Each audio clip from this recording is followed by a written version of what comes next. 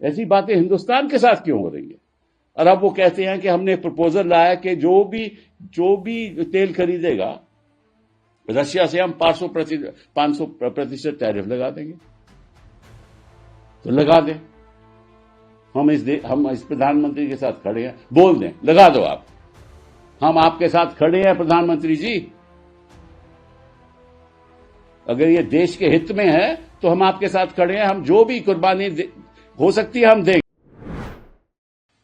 कुछ बता दो, क्योंकि जनता को पता चले कि हो क्या रहा है। हमारे देश तो मेरा है ना यार, आपका भी है, मेरा भी है, सबको पता चलना चाहिए कि हो क्या रहा है। ऐसी बातें हिंदुस्तान के साथ क्यों हो रही है? और अब वो कहते हैं कि हमने एक प्रपोजल लाया कि जो भी तेल खरीदेगा रशिया से हम 500% टैरिफ लगा देंगे। तो लगा दें, हम इस प्रधानमंत्री के साथ खड़े हैं, बोल दें, लगा दो आप, हम आपके साथ खड़े हैं प्रधानमंत्री जी। अगर ये देश के हित में है तो हम आपके साथ खड़े हैं, हम जो भी कुर्बानी हो सकती है हम देंगे, सभी देंगे, इस देश के सभी विदेशवासी देंगे। लेकिन हिम्मत तो दिखाओ, मौन रहने से कुछ नहीं होगा।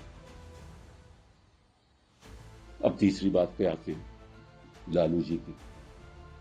अरे ये बताओ तुम कि 2004-2009 इन्होंने कहा कि लैंड फॉर जॉब स्कैम हुआ है, तो मैं इनसे पूछना चाहता हूं कि उसको तो बात हो गई, 2004 से तो 21 साल हो गए और 2009 से 16 साल हो गए,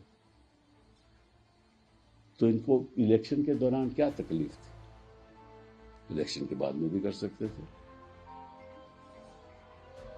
इलेक्शन में क्यों कर रहे थे? सभी जानते हैं क्यों। वो देखो, मैं ज्यादा कुछ नहीं कहना चाहता हूं क्योंकि मैं तो खुद वकील हूं, इन सारे मामलों में मैं वकील हूं। मतलब कि जीरो केस है,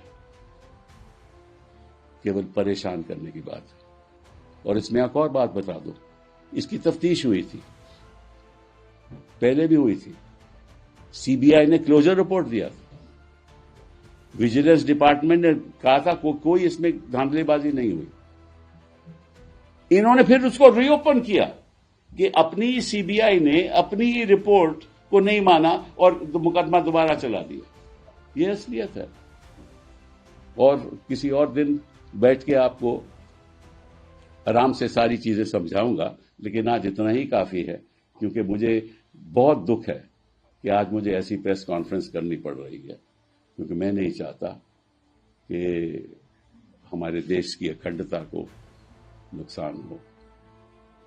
बहुत बहुत धन्यवाद। सर, एक जो ईडी है उसने भी एलिज किया है कि ममता बनर्जी ने इन्वेस्टिगेशन को ऑब्स्ट्रक्ट किया, उसने इंटरफेयर किया, इंटरव्यू किया, वहां से नहीं, पहले ये तो बताएं इन्वेस्टिगेट क्या कर रहे थे,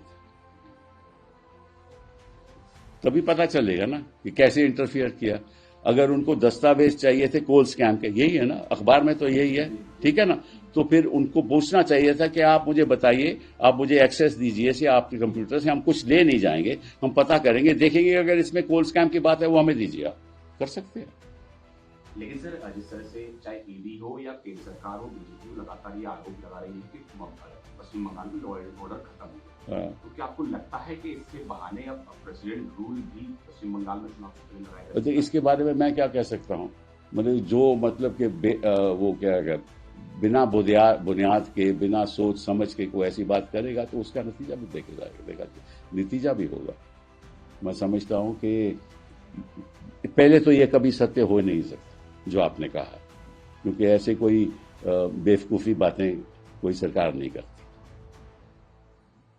ठीक है।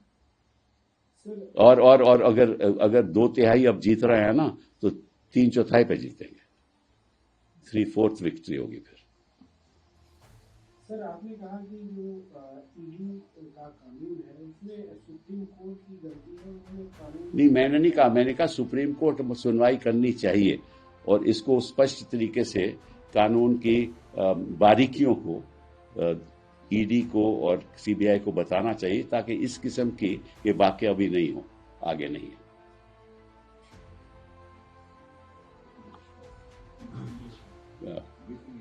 Can you say it in that portion related to Yes, as far as Modi is concerned, if I really look back at the time of the UPA government, and in fact, after the year 2000, we are 25 years into the 21st century. I was thinking, which are the milestones of foreign policy? Which are the milestones of foreign policy?